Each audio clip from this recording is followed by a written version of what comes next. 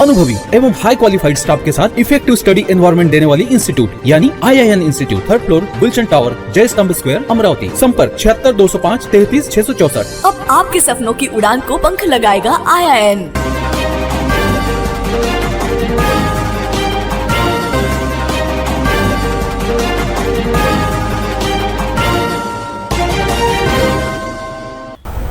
नमस्कार, सिडनीच्या बातमीपत्रात प्रेक्षकांचं मनपूर्वक स्वागत। आज दिनांक 16 मे 2024 वार गुरुवार। बातमीची सुरुवात करूया सुविचार मालेने। स्वतःची किंमत तेवढीच ठेवा जितकी चुकवता येईल। जर तुम्ही अनमोल बनून राहिलात तर एकटे पडायची भीती जास्त असते। आजचा सुविचार आपण बघितला, आता बघूया बातमीपत्रातील ठळक बातम्या।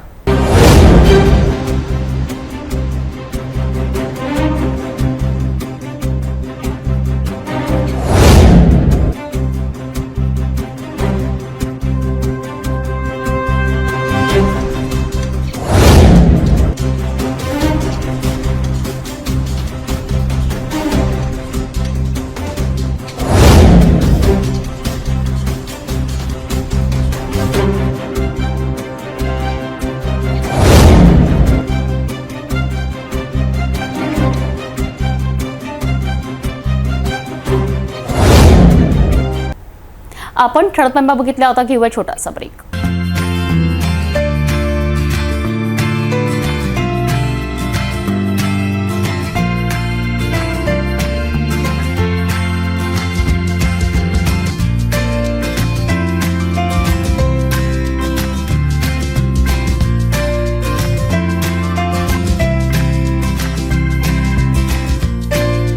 संपूर्ण लग्न बसता आराधना जवाहर रोड अमरावती। ब्रेक नंतर बघूया सविस्तर बातम्या। 15 वर्षापासून आरोग्य सेवेत असणारे डॉक्टर रवी भूषण यांच्यावर अचानक जिल्हा सामान्य रुग्णालयात रुग्ण नातेवाईकांनी हल्ला चढविला। डॉक्टर रवी भूषण यांनी प्रत्युत्तर दिले असता पुन्हा त्यांना मारहाण करून त्यांचे कपडे फाडण्यात आले। यावर पोलिसांनी तिघांची ओळख पटवून अनेक गुन्हे दाखल करण्यात आले। ही घटना समोर येताच IMA संघटनेने पोलीस आयुक्तांसह जिल्हाधिकारी यांना निवेदन दिले। डॉक्टरांना सुरक्षा देण्यात यावी, आरोपी विरुद्ध कडक कारवाई करण्यात यावी अशी मागणी करण्यात आली।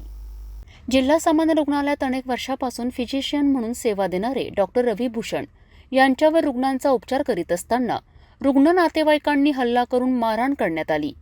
या घटनेने अमरावती जिल्ह्यातील वैद्यकीय क्षेत्रात एकच खळबळ उडाली आहे।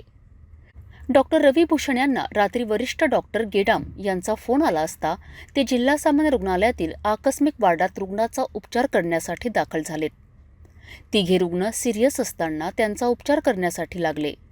या दरम्यान रुग्ण आसिफ अली यांच्यासोबत आलेल्या 10 ते 15 जणांनी वाद घालून मारहाण केल्याची तक्रार डॉक्टर रवी भूषण यांनी सिटी कोतवाली पोलीस स्टेशनला दाखल केली आहे। आधी डॉक्टर रवी भूषण यांनी प्रतिकार करण्याचा प्रयत्न केला असता त्यांची अनेकांनी बेदम पिटाई केली। काही वेळाने जिल्हा सामान्य रुग्णालयात असलेल्या पोलीस चौकीतील 3 पोलिसांनी धाव घेऊन वाद सोडविला। मात्र पुन्हा पोलिसांच्या नजरेसमोरच डॉक्टर रवी भूषण यांना रुग्ण नातेवाईकांनी मारहाण केली।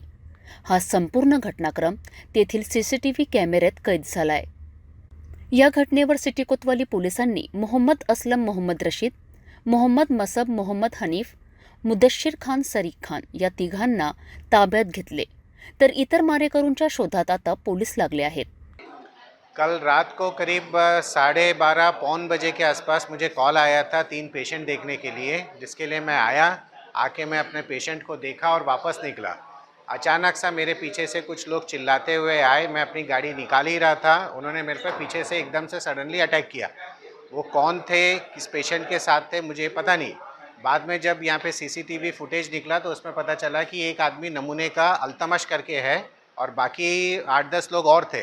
और कौन किस पेशेंट के साथ थे उनका कोई लेना देना नहीं था, क्योंकि हम लोगों ने पेशेंट से जब बाद में इंफॉर्मेशन निकालने की कोशिश किया तो सबका कहना था कि वो उनसे संबंधित नहीं थे। और इसके बारे में मैंने FIR दिया है अपने सिटी कोतवाली पुलिस स्टेशन में। और आगे अभी जैसे उनका अटक हुआ है उनके ऊपर 353 लगा है और 307 की भी धारा लगी है। अब जो मैं आगे का जो भी रहेगा कोर्ट के थ्रू करूँगा। मेन मांगे एक तो ये है कि यहाँ पे आर्म्ड गार्ड्स हो ताकि हम लोग को काम करने के लिए सुरक्षित वातावरण मिले। दूसरा, हमारे पर जो बार बार हमले होते रहते हैं उसके लिए पुलिस कोई ठोस कार्रवाई करे। और साथ में सबसे ज़्यादा जो ज़रूरी चीज़ है, जो यहाँ पे बाहर पुलिस वाले तैनात है, जिनको यहाँ पे जो पुलिस चौकी है उसके वहाँ के पुलिस वालों को सक्रिय किया जाए। ये सबसे ज़रूरी मांग है हमारी। अगर हमारी मांगें पूरी नहीं होगी तो हम शायद वो रास्ता सोच सकते हैं।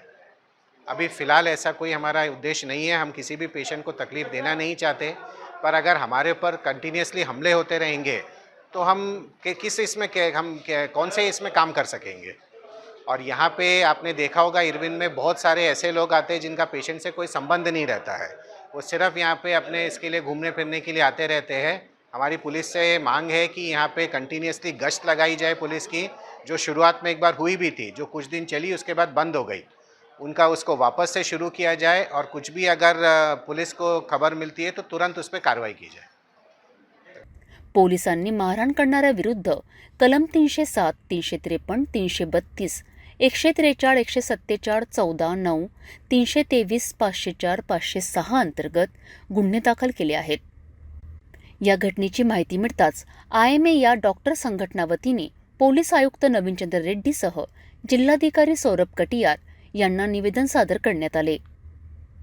डॉक्टरांना सुरक्षा देण्यात यावी, मारहाण करणाऱ्याविरुद्ध कडक कारवाई करण्यात यावी अशी मागणी निवेदनातून करण्यात आली आहे। म्हणजे 16 रात्री उत्तर रात्री 1च्या दरम्यान आमचे डॉक्टर कॉलवर आले असता डॉक्टरांनी पेशंटला चेक केले आणि जेव्हा बाहेर लॉबीमध्ये आले तेव्हा त्यांच्यासोबत पेशंटचे नातेवाईक होते का कोण होते हे आम्हाला नक्की कळलं नाही, पण आले आणि त्यांनी त्यांच्याशी हुज्जत घातली आणि त्यांना थापड मारली। त्याच्यात त्यांच्या अंगावर हात उतरले आणि त्यांना खाली पाडले।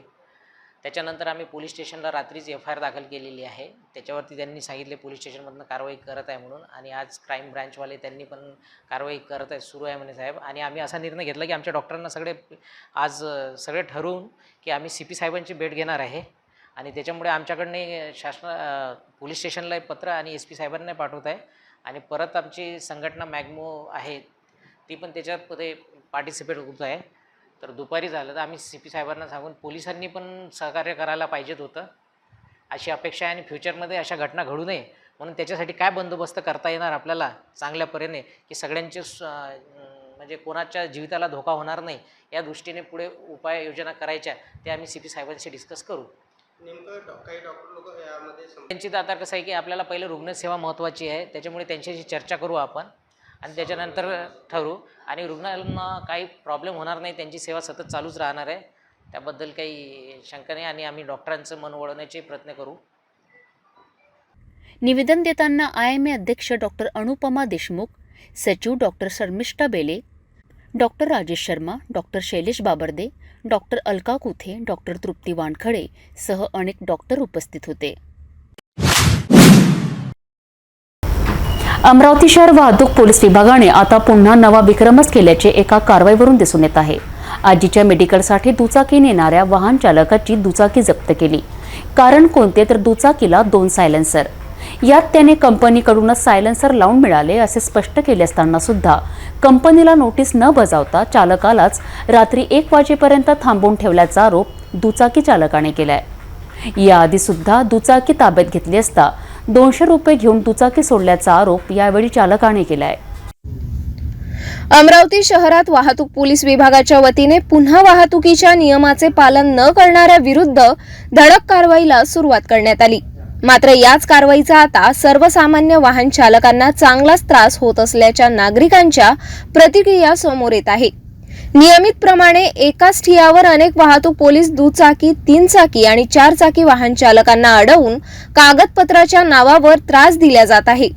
एकीकडे दिलेल्या सिग्नलवर काहीच वेळ ड्युटी बजावून पुन्हा त्याच ठियावर दाखल होणे आणि धडक वाहन तपासली जाताना दिसून येत आहे। आता तर वाहतूक पोलिसांनी एका दुचाकी कारवाईत नवा विक्रमच केल्याचे दिसून येत आहे। रहमतनगरात राहणाऱ्या इसम आपल्या आजीचे मेडिकल औषध आणण्यासाठी राजकमल चौकात आला। तेथून पेट्रोल भरण्यासाठी जयस्तंभ चौकातील पेट्रोल पंप येथे आला असता 2 वाहतूक पोलीस कर्मचाऱ्यांनी दुचाकीला सायलेन्सर असल्याचे कारण सांगून दुचाकी जप्त केली। यात कंपनीकडूनच सायलेन्सर लावून मिळाले, आमची काय चूक हे स्पष्ट केले असतानाही कागदपत्रांची मागणी करीत रात्री 1 वाजेपर्यंत थांबवून ठेवल्याचा आरोप दुचाकी चालकाने केला. माझं नाव गफ्फार शेख आहे. मी अमरावतीमध्ये रहमतनगरमध्ये राहतो. मी काल माझ्या आजीच्या मेडिसिनसाठी जयस्तंभ चौकमध्ये आलो होतो पेट्रोल पंपावरती पेट्रोल टाकण्यासाठी. मी पेट्रोल पंपामध्ये गाडी उभी केली असताना 2 ट्रॅफिक पोलीसवाले आले आणि एकाची नंबर प्लेट नव्हती. त्यांनी डायरेक्ट माझी गाडी माझ्या हातातून घेतली आणि ते डायरेक्ट घेऊन जायला सुरुवात केली. तर मी त्यांना विचारलं, साहेब म्हटलं गाडीचा प्रॉब्लेम काय? तर ते म्हणाले 2 सायलेन्सर आहेत. आता मी त्यांना म्हटलं, साहेब महिंद्रा मोजो जी कंपनी आहे 300 सीसीची, तिने स्वतः त्या कंपनीला 2 सायलेन्सर दिलेले आहेत. त्याच्यात माझी काही चुकी नाही साहेब म्हटलं. त्यांना पेपर पण दाखवले तरी पण ते ऐकायला तयार नव्हते. आणि ह्याच्या पहिले माझी एक निंजा गाडी होती, त्याच्यामध्ये मॉडिफाय केलेलं सायलेन्सर होतं. त्यांनी ती गाडी आणली होती नो पार्किंगमधून उचलून.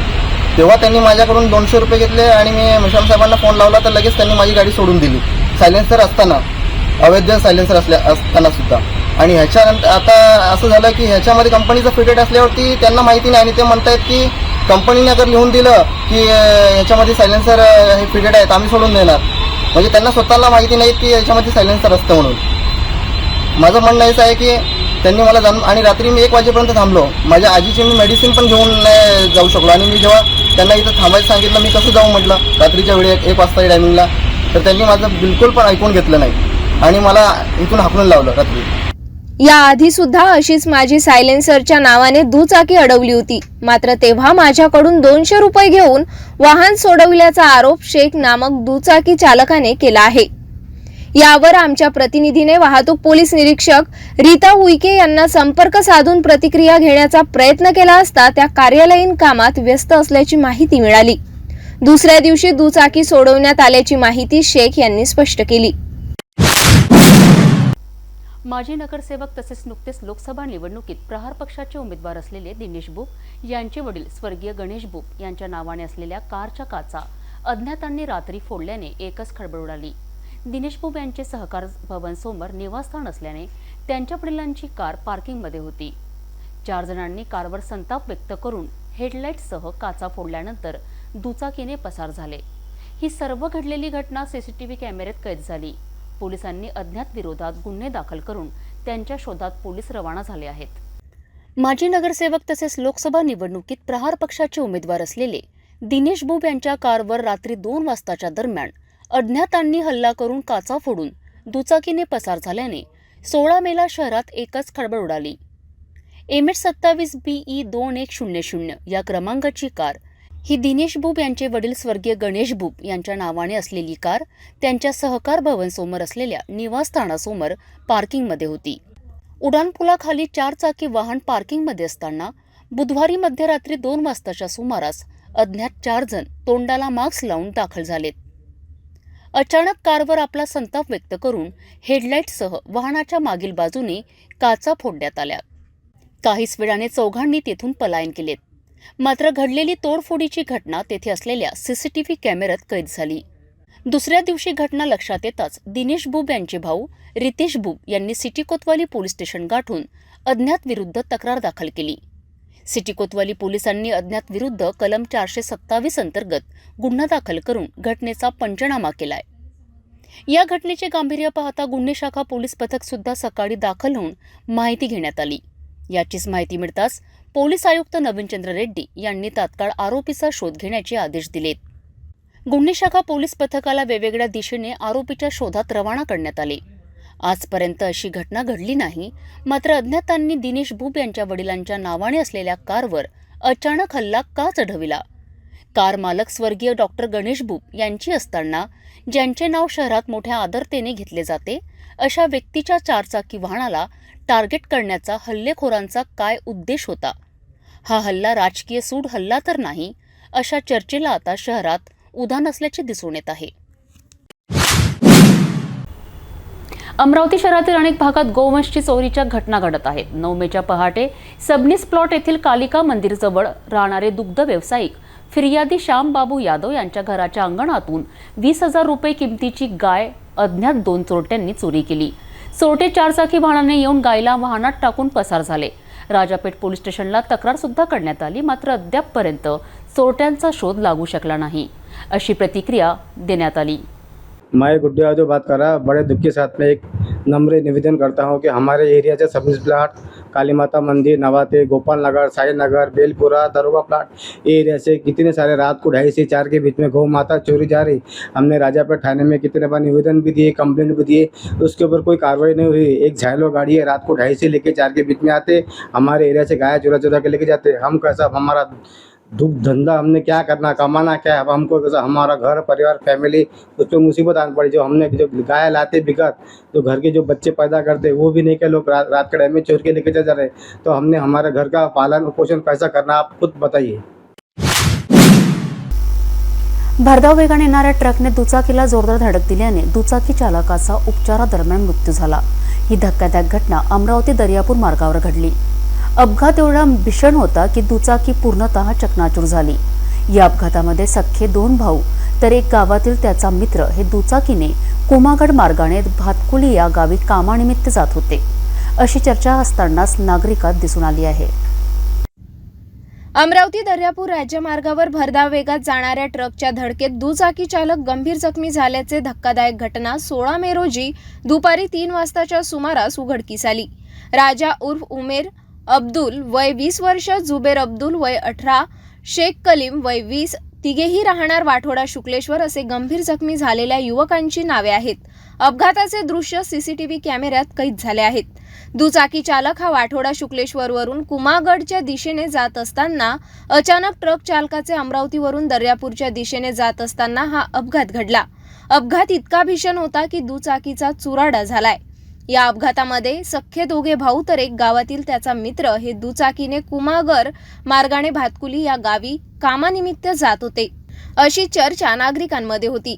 ट्रक चालकाने घटनास्थळावरून पळ काढला असून 10 किलोमीटर अंतरावर नागरिकांनी ट्रक पकडून पोलिसांच्या हवाली करण्यात आला. जखमींना जिल्हा सामान्य रुग्णालय अमरावती येथे दाखल करण्यात आले. घटनेची माहिती मिळताच घटनास्थळी खोलापूर पोलीस स्टेशनचे ASI केसर खान मनोज टारपे पुढील तपास खोलापूर पोलीस करीत आहेत. भेटूया एका छोट्याशा विश्रांतीनंतर.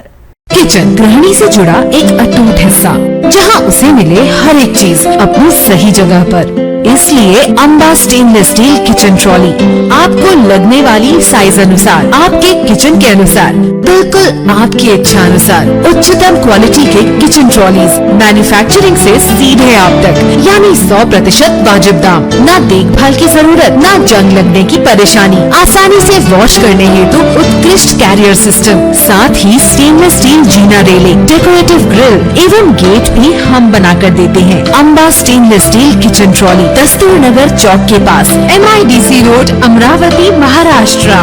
विश्रांतीनंतर पुन्हा आपले स्वागत. शहरात सुरू असलेल्या पब विरोधात आता अनेक राजकीय पक्षांसह संघटना आणि आता तर अनेक धर्मप्रचारकांनी निषेध करण्यास सुरुवात केली. अशातच आता आधीच पबच्या नावाने चर्चेत असलेल्या किचन 365 हॉटेल संचालक महेश मोहनलाल छाबड़ा यांनी पत्रकार परिषद आयोजित करून हॉटेल हे फॅमिली रेस्टॉरंट असल्याचे स्पष्ट केलेत. आधी जे चालत होते ते आता बंद झालेत. डान्स हे खासगी कार्यक्रम होते. संस्कृतीचा मी आदर करतो आहे. आता 365 किचन हॉटेल फॅमिली रेस्टॉरंट झाल्याचे महेश छाबड़ा यांनी स्पष्ट केलेत. एक्साइज वाले बोलो, पुलिस वाले बोलो, हर चीज की हमारे यहाँ एक्साइज की, पुलिस वालों की, सबकी होगी. अभी मैंने 2 दिन पहले आनंद खालसाना मैडम से इसके विषय में चर्चा की. उन्होंने बोला अगर अमरावती शहर को तकलीफ है तो ये आप चेंज करो, लॉन्च बनाओ, उसको फैमिली रेस्टोरेंट बनाओ. तो मैं आज से ये जो था मेरा जो जिसको लोगों ने पब का नाम दिया, तो इसको मैं आज से चेंज करता हूँ. उसको लॉन्च के तरीके से आप चालू करूंगा. आज से ही हमारा अभी तक लॉन्च ही था, लेकिन ये जो पब का नाम है ना, पब नहीं था वो. भाई हम पैसे लेके अंदर एंट्री देते वो देते. अब लोगों को अगर अमरावती शहर में अगर दिक्कत जा रही, तकलीफ जा रही, और सब जगह पे पुलिस को बदनाम किया जा रहा, एक्साइज वालों को बदनाम किया जा रहा. अब मेरे को एक बात बताओ, जो मेरे है 2 से होटल वाले इसके अंदर मिले हुए, वो ही हमारे दुश्मन है, उनका धंधा बैठ गया. ठीक है, अभी लोगों को अगर दिक्कत हो गई तो हम चेंज करते. ऐसी क्यों वजह आती है कि आपको चेंज करने का काम दिया और प्लेस लेने का काम दिया? अभी ये जो चीजें चालू है रोज पेपरबाजी, ये क्लब का पब का बोल रहे हैं ना भाई, रोज का क्लब का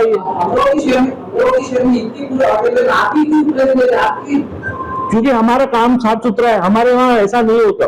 जो जैसे हमारे ऊपर ब्लेम चलाया गया भाई ये रेस्टोरेंट में कोई भी जो 5-6 होटलों का ना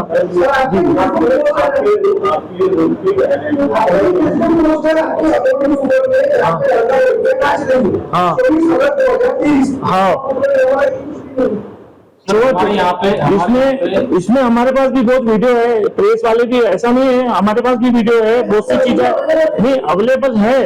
तो लेकिन ये कैसा था हमारे यहाँ जब कॉलेज की पार्टियां होती सुबह स्ट्रेचर पार्टियां होती। पावसाळ्यापूर्वी शहरातील शिकस्ती इमारती जमीनदोस्त करण्यासाठी मनपा अतिक्रमण विभागाने वरिष्ठांच्या आदेशावरनं कारवाईला सुरुवात केली। अशात राजकमल चौकात असलेल्या खापर्डे वाडा सुद्धा जर्जर झाल्याने 16 मेच्या दिवशी मनपा अतिक्रमण विभाग अधिकारी कर्मचारी दाखल झाले असता त्यांना कारवाई करण्यात येथील भोगवटदारांनी रोखलेत। यावेळी येथे बाचाबाची सुद्धा झाली। काही वेळाने येथील भोगवटदारांनी तात्काळ सिटी कोतवाली पोलीस स्टेशन येथे धाव घेतली। या दरम्यान तुतार्स अतिक्रमण कारवाई थांबवण्यात आली। याआधी येथील भोगवटदारांनी मालक विरोधात उच्च न्यायालयात धाव घेतली होती, हे मात्र विशेष। राजकमल चौकात असणारा एक ऐतिहासिक खापर्डे दादासाहेब खापर्डे यांचा वाडा, ज्या वाड्यात काही वर्षपर्यंत काही दिवसपर्यंत गजानन महाराजांना वास केला, अशा ज्या वाड्यातल्या राजकमल चौकातल्या दादासाहेब खापर्डे वाड्याची आम्ही भाडेकरी तिथं 50 ते 55 वर्षापासून आहे। 50 वर्षाच्या इतिहासात पहिल्यांदा अशी एक घटना घडलेली आहे की या 10-14 वर्ष अगोदर एका बिल्डरने ती जागा खरेदी केली। ती जागा खरेदी केली असताना महानगरपालिकेला हाताशी घेतलं। महानगरपालिकेला हाताशी घेऊन 100 वर्षाच्या जुन्या बिल्डिंगला पटोपट एका 10 दिवसात 10 महिन्यात 10 नोटिसा असं करता करता 50च्या वर नोटिसा आला की तो शिकस्त झालेला आहे, जर्जर झालेला आहे, तो अर्जंट पाळा। तो 100 वर्षापासून जर्जर नव्हता झाला, तो बिल्डरनं घेतल्याबरोबर एका दिवसात जर्जर झाला। आणि जर्जर झाल्याबरोबर आम्ही आमची बाजू मांडता न्यायालयीन बाजू मांडता कॉर्पोरेशन बिल्डर सगळ्याची समजावलं। काही वेळपर्यंत आम्ही पत्रकारांनी समजावलं, पण कोणी आमच्या भावना घे। आतापर्यंत 100 बातम्या अशा झाल्या सगळ्यात बदमाश लोक खापर्डे वाड्यातले आम्हीच आहे असं शहराला माहीत पडून राहिलं आहे। 50 वर्षात आमच्या नावाचा कोणता रिपोर्ट नाही आहे, आम्ही इमानदारीनं धंदा करून राहिलो आहे। आज जेव्हा आम्हाला हे माहीत पडलेलं आहे तेव्हा पोलीस स्टेशनमध्ये आमच्या नावाचा रिपोर्ट द्यायला कोणी गेला आहे, आम्ही स्वतःहून रिपोर्ट इथं पोलीस स्टेशनला आलो। रिपोर्ट द्यायला नाही, पाहायला अजून काही घटना आमच्या विरुद्ध काय घडते। आणि ते घटना पाहायला येत असताना आम्ही स्पष्टपणे सुप्रीम कोर्टानं आमच्या बाजूने एक निर्णय दिलेला आहे। तो निर्णय म्हणजे भाडेकऱ्याचा आणि मालकाचा काय आहे हे सुप्रीम कोर्टानं पहिले ठरवलं आहे की मालकानं हे ठरवा। आणि सुप्रीम कोर्टानं जेव्हा हे सांगितलं की मालकानं पहिले ठरवायला पाहिजे, आणि सुप्रीम कोर्टानं जजमेंट करत असताना अजून एक त्याच्यासोबत एक दिलेलं आहे का बा तुम्हाला जर सुप्रीम कोर्टाच्या निर्णयाची अंमलबजावणी होत नसेल तर तुम्ही हायकोर्टात जाऊ शकता, फक्त भाडेकरी बिल्डर नाही। म्हणून आम्ही हायकोर्टात गेलो। भाडेकरी हायकोर्टात गेल्यानंतर आम्ही परत न्याय मागायला गेलो। या 2-3 महिन्यापासून आम्ही निर्मनुष्य बिल्डिंग करून ठेवलेली आहे। न्याय मागत असताना पुष्कळ महिन्यापासून रोजीरोटीपासून दूर आहे। 60, 65, 70 वर्षाचे इथं सगळे लोक आहे। दुकानदारीपासून वंचित आहे, रोजीरोटीपासून वंचित आहे। 50 वर्षापासून आपला धंदा करत होते। आज आम्हाला जेव्हा हायकोर्टानं सुप्रीम कोर्टातून जेव्हा आम्ही हायकोर्टात आलो किंवा बिल्डर ऐकायला तयार नाही आहे, त्यामुळे हायकोर्टानं आपला पवित्रा घेतला, त्याला नोटीस पाठवली। सुप्रीम कोर्टाच्या जजमेंटच्या प्रमाणे हायकोर्टानं नोटीस पहिली नोटीस पाठवली, 21 दिवसाचा टाइम दिला।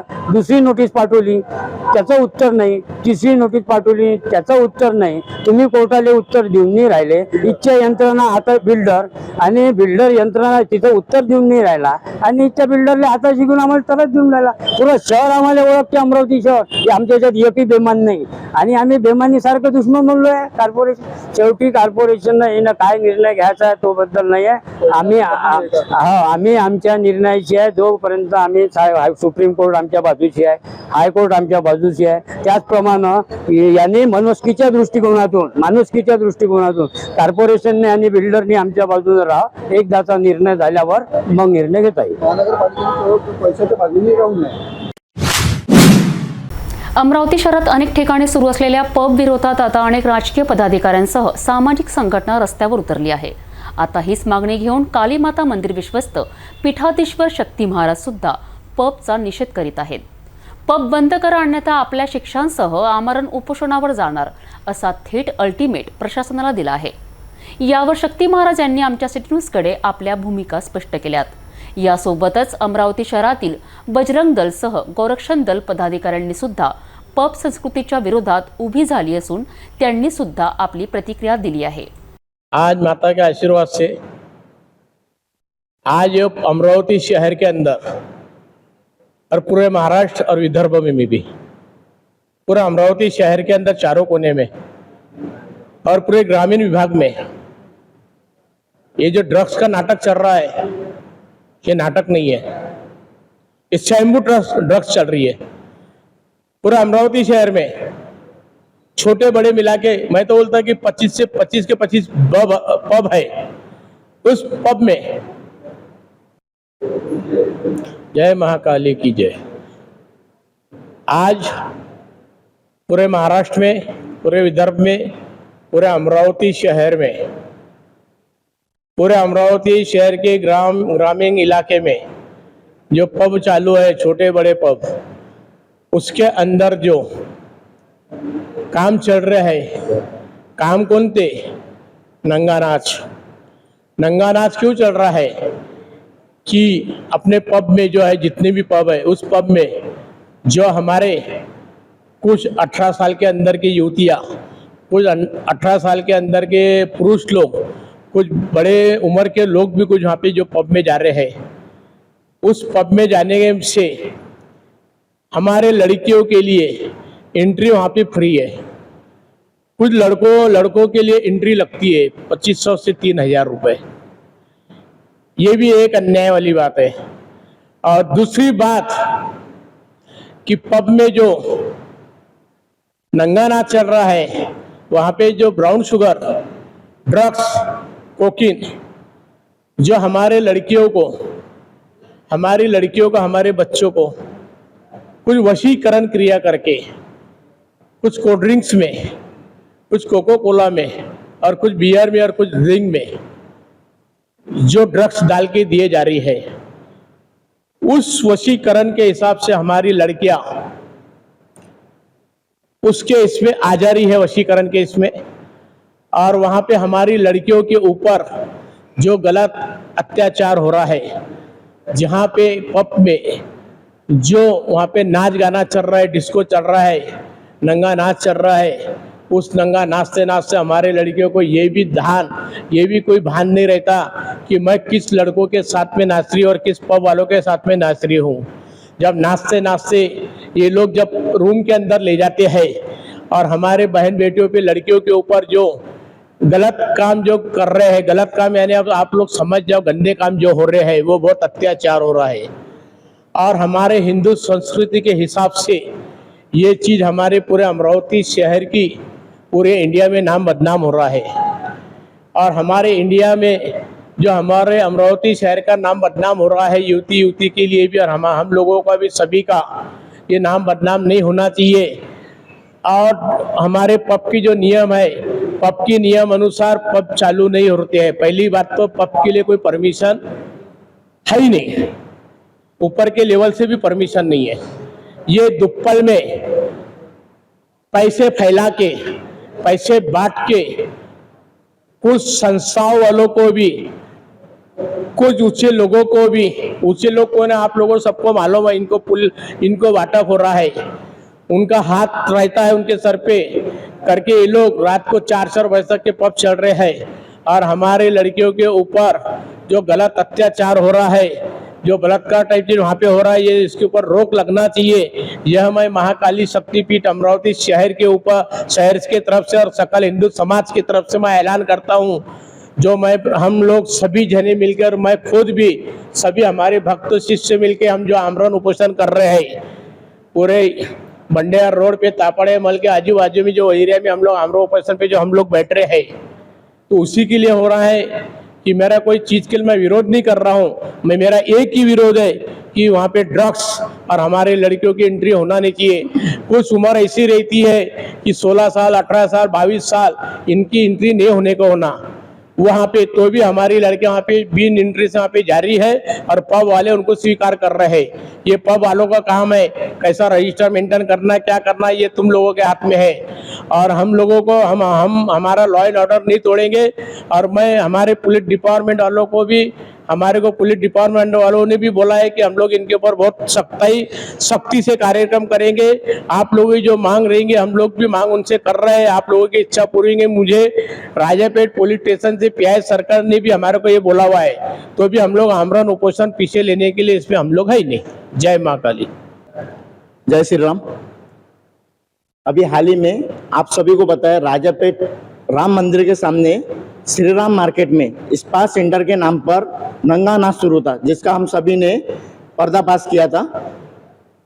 मेरा पुलिस प्रशासन से और प्रशासन से एक ही विनंती है कि आने वाले समय पे ये नंगा नाच भारी मात्रा पे हो रहा है, इस पर कृपया से कृपया जल्द से जल्द कार्रवाई करें और कड़ी से कड़ी कार्रवाई करें। क्योंकि आप सभी को पता है, प्यार करना गलत बात नहीं है, प्यार तो राधा कृष्ण ने भी किया था, लेकिन प्यार के नाम पे जो अश्लील चाले हो रहे हैं शहर में, ये काफी दर्दनाक है, जिसका हम काफी विरोध करते हैं। जय श्री राम। जय सिया राम। राष्ट्रीय बजरंग दल की ओर से मैं शहर अध्यक्ष आकाश ठाकुर सभी से यही एक चीज अनुरोध करना चाहूँगा कि अमरावती शहर में जो पब के नाम पे जो क्लब चल रहे हैं, बार चल रहे हैं, बारों को पब के नाम पे चला रहे हैं, इनका राष्ट्रीय बजरंग दल तीव्र विरोध करता है और ये जल्द से जल्द बंद होना चाहिए। और यहाँ पे जो अपनी युवा पीढ़ी बिगड़ रही है, वो युवा पीढ़ी ने पब के पीछे न जाते हुए कॉलेजेस में, स्कूल्स में अपनी पढ़ाई के और आगे बढ़ना चाहिए, उनका भविष्य उज्जवल बनाना चाहिए। ये पब के नाम पे उनका भविष्य मिट रहा है, तो हम यही अनुरोध करेंगे पुलिस से, प्रशासन से, सोशल मीडिया से, सभी से कि भाई ये पब के ऊपर जल्दी से जल्द नियम लाके इनको बंद किया जाए। जय सिया राम। मैं गुड्डे जो बात कर रहा, काली माता शक्तिपीठ से जो अभी जो अमरावती शहर में जो नंगा नाच हो रहा, जो पब में जो 16 साल के 15 साल के तरह लड़के नचा जा रहे, ये हमारे हिंदू बहना के जो इसकी सब विरोध में है, जो ड्रग्स बिक रहा वो बंद होना चाहिए। अमरावती चैन अमन के साथ लेना चाहिए। बस मेरा आपसे यही निवेदन है। मैं इस बात का निषेध करता हूँ। अकोला शहरात प्रसिद्ध व्यापारी अनिल वोरा याचे सोमवारी रात्री अज्ञात आरोपींनी 4 चाकी वाहनातून सिने स्टाईलने अपहरण केले होते। या घटनेने सर्वत्र एक खळबळ उडाली होती। या घटनेचा स्थानिक गुन्हे शाखेने उलगडा करून आरोपींचा शोध घेतला। तपास यंत्रणेने प्रत्येक हालचालींवर लक्ष ठेवून तात्काळ 5 आरोपींना ताब्यात घेतले, तर व्यापारी अनिल वोरा यांची आरोपीची तावडीतून सुटका करीत सुखरूप आणलेत। अपहरण प्लॅनमध्ये वोरा यांच्या जवळच्या व्यावसायिकाचा हात असल्याचे सुद्धा स्पष्ट झालेत। अकोला शहरातील रिकाम्या बाटल्यांचा व्यवसाय करणाऱ्या अनिल वोरा या व्यावसायिकाचे सोमवारी रात्री 10 वाजताच्या सुमारास रायली जीन परिसरातून फिल्मी स्टाईलने अपहरण करण्यात आल्याने जिल्ह्यात एकच खळबळ उडाली होती। अकोला जिल्ह्यात या घटनेवर तर्कवितर्क चर्चेला उधाण आले होते। या घटनेत पोलीस स्टेशन अधिकारी कर्मचारीसह गुन्हे शाखा पोलीस पथक सुद्धा या घटनेच्या शोधात लागले होते। अखेर गुन्हे शाखा पोलीस पथकाने अपहरणकर्त्यांच्या नाट्याचा पर्दाफाश केलाय। चित्रपटाच्या धर्तीवर पोलिसांनी अपहरण प्रकरणाचा पर्दाफाश तर केलाच, शिवाय अपहरण करणाऱ्या 5 आरोपींना जेरबंद करण्यात आले। यासोबतच आरोपीच्या तावडीतून अनिल वोरा यांना सुखरूप परत आणण्यात यश मिळवले। खंडणी मागच्या उद्देशाने अरुण वोरा यांचे अपहरण करण्याचा कट रचला होता, अशी माहिती सुद्धा चौकशीत स्पष्ट झाली आहे। पोलिसांनी अपहरण प्रकरणातील मुख्य सूत्रधारासह गुन्ह्यातील इतर गुन्हेगारांना अटक करण्यात आली आहे। आरोपीने घटनेत वापरलेली दुचाकी व 4 चाकी वाहने पोलिसांनी जप्त केली आहे। ही यशस्वी कामगिरी जिल्हा पोलीस अधीक्षक बच्चन सिंग, अप्पर पोलीस अधीक्षक डोंगरे यांच्या नेतृत्वाखाली स्थानिक गुन्हे शाखेचे पोलीस निरीक्षक शंकर शेळके, PSI गोपाळ जाधव यांच्यासह त्यांच्या सहकाऱ्यांनी घटनेचा सविस्तर तपास करून अखेर आरोपीला पकडण्यात यश आले आहे। क्षुल्लक खड्राच्या वादात एका इसमासोबत वडिलांचा किरकोळ वाद वाढला। शिवीगाळसह मारपिटीची घटना घडली। अशात नशेत असलेला वडील घरी जाऊन मुलाला माहिती दिली। वडिलांनी मुलाने घरूनच सोबत चाकू आणून त्या इसमाला पुन्हा घातले। वडिलांनी त्याला पकडून ठेवले, तर मुलाने त्याच्यावर सपासप वार करून हत्या केली। ही खळबळजनक घटना नागपूर शहरात घडली। पोलिसांनी तात्काळ त्या आरोपी वडील मुलाला ताब्यात घेतले। नागपूर शहरात अनेकांना नागपुरी खऱ्याचे वेडच लागले आहे। सकाळी रात्री अनेकांना नागपुरी खर्रा खाल्ल्याशिवाय करमतच नाही। हाच नागपुरी खर्रा आता संपूर्ण विदर्भात प्रसिद्ध झाला आहे. मात्र याच खर्ऱ्यामुळे किरकोळ वाद होणे आणि त्याच वादात एकाची निर्गुण हत्या घडणे हे माणुसकीला कलंक लावण्यासारखी घटनाच म्हणावी लागेल ना. अशीच खळबळजनक घटना नागपूर येथील वाठोडा संकुलात घडली. खर्ऱ्याच्या किरकोळ वादातून आरोपी पिता पुत्रने मिळून एकाचा खून केला. संघर्षनगर झोपडपट्टीतील घराजवळील शेडजवळ बसून जितेंद्र दारू पित होता. या दरम्यान आनंद याने दारूच्या नशेत आनंद याने पान टपरीवरून खर्रा विकत घेतला. यावेळी जितेंद्र याने आनंद याला खर्रा मागितला असता आनंद याने शिवीगाळ केली. जितेंद्र याने आनंद याला थापड लगावल्या. याच दरम्यान आरोपी आनंद हा रागाच्या भरात घरी जाऊन दारूच्या नशेत आपल्या मुलाला घटनेची माहिती दिली. बाप मुलाने हाती चाकू घेऊन पुन्हा घटनास्थळ गाठून जितेंद्र याला गाठले. वडील आरोपी आनंद याने जितेंद्र याला पकडून ठेवले तर आरोपी मुलगा दिनेश याने चाकूने सपासप वार करून गंभीर हल्ला करून निघून गेले. याच घटनेची माहिती मिळताच पोलीस निरीक्षक विजय दिघे यांना मिळताच त्यांनी घटनास्थळ गाठून घटनेचा पंचनामा केला. पोलिसांनी आरोपी पिता पुत्राचा शोध घेऊन दोघांनाही ताब्यात घेतले. दोघांविरुद्ध हत्येचा गुन्हा दाखल करण्यात आलाय. आपल्या वाठोडा पोलीस स्टेशनच्या हद्दीमध्ये देवी नगर म्हणून एरिया आहे, संघर्ष नगर चौकाच्या बाजूला. त्या ठिकाणी एक आनंदराव बावनकर आणि मृतक जितू उर्फ जितेंद्र गुजर यांच्यामध्ये हे दोन्ही दारू पिलेले होते. त्यांच्यामध्ये खर्रा घेण्याच्या याच्यावरून वाद झाला आणि ते एकमेकांना त्यांनी हाताने मारहाण केली. त्यानंतर आनंदराव हे घरी गेले रागाच्या याच्या आणि तिथे मुलाला सांगितलं की असं आमचं भांडण झालेलं आहे. आणि मग दोघं पण बाप्पा आणि मुलगा दोघं चाकू आणि कोयता घेऊन याला मारण्यासाठी बाहेर निघाले. त्या गल्लीमध्येच उभा असलेला हा जितू उर्फ गुजर हा उभा होता. तर त्या मुलाने त्याला विचारणा केली आणि त्यानंतर त्यांच्यामध्ये वादविवाद होऊन आरोपी जो आहे जितेंद्र याने त्याला दिनेशने त्याला चाकूने मारहाण केलेली आहे आणि त्याचा मयत झालेला आहे. यांच्यात काही पुराणा वादविवाद होता का आणि आपल्याला कशा प्रकारे माहिती मिळाली आणि जे मृतक आणि आरोपी यांचा काही पुराणा रेकॉर्ड आहे का? नाही, यांच्यामध्ये आरोपीचा किंवा फिर्यादीचा कोणताही रेकॉर्ड नाही आहे, मृतकचा कोणताही रेकॉर्ड नाही आहे. आणि तिथे आम्हाला माहिती 112 नुसार कळालेली आहे. 112 वर कॉल आला होता. त्यानुसार आम्ही तिथे तात्काळ पोहोचलो आणि आरोपींना देखील आम्ही तिथे जाऊन शोध घेऊन तात्काळ पकडलेला आहे. आमची DB टीमने त्यांना पकडलेला आहे. वादविवाद होता का मृतक आणि आरोपी? नाही, आतापर्यंत तसं समोर आलेलं नाही वादविवाद. एका शिल्लक खर्ऱ्याच्या वादात दारूच्या नशेत हत्या करणे हे कितपत योग्य आहे अशी चर्चा आता संपूर्ण नागपूर शहरात होताना दिसून येत आहे. जाता जाता पुन्हा एकदा आजच्या ठळक बातम्या.